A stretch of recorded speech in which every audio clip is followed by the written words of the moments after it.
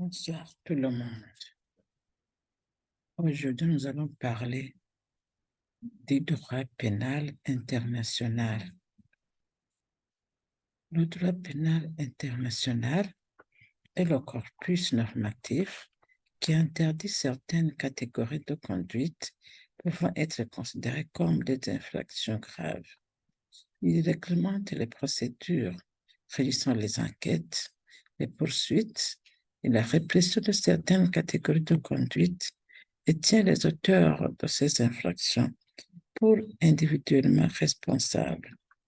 La répression des violations graves du droit international humanitaire est essentielle pour assurer le respect de cette branche des droits, de par la gravité de certaines violations qualifiées de crimes de guerre, qu'il est de l'intérêt de la communauté internationale dans son ensemble de punir.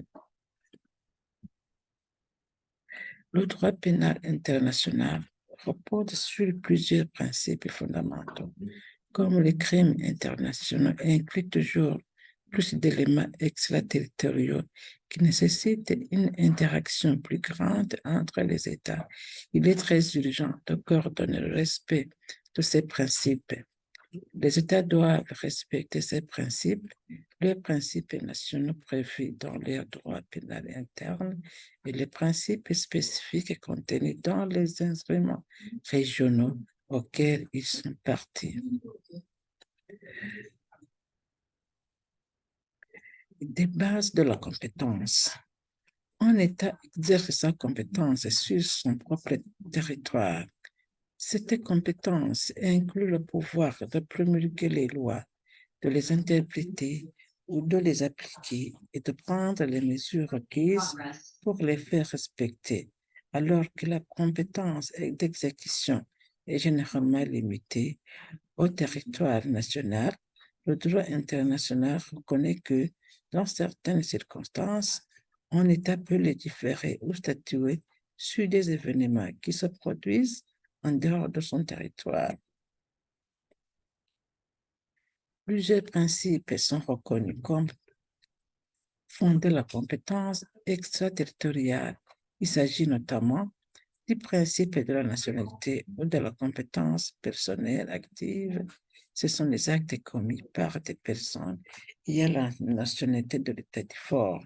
De la compétence personnelle passive, ce sont des actes commis contre des ressortissants de l'État dit fort.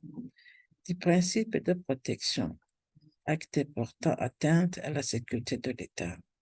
Ces principes qui bénéficient de divers niveaux de soutien dans la pratique et l'opinion des États nécessitent tous un lien entre l'acte commis et l'État établissant la compétence, alors que la compétence universelle, outre autre base établissant la compétence extraterritoriale, n'exige pas son lien.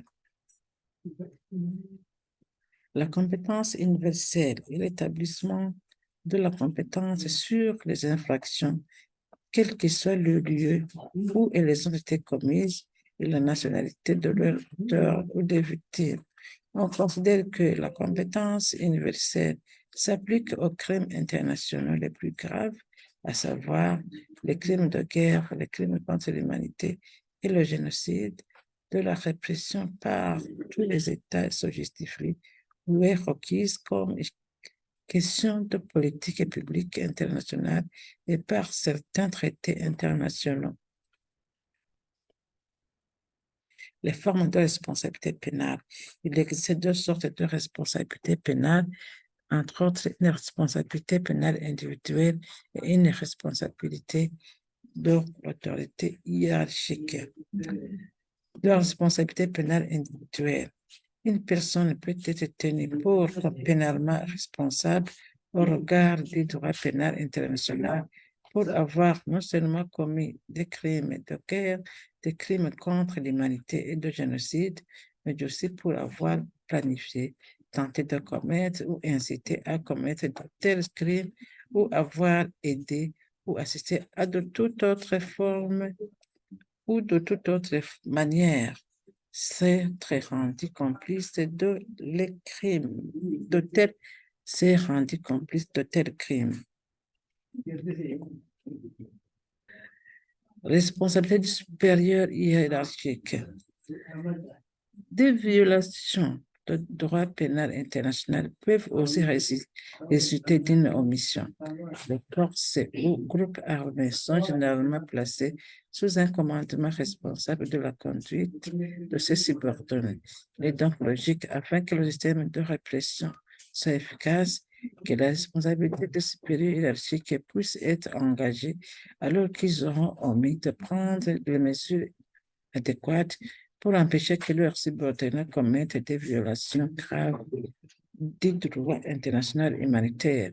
Ils peuvent donc ainsi être tenus pour pénalement responsables des activités criminelles auxquelles ils n'ont pas pu personnellement contribuer.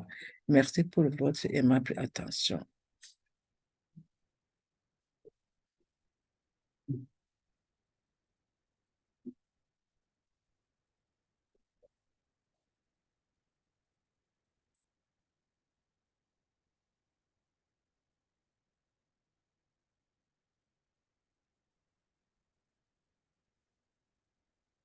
Recording in progress.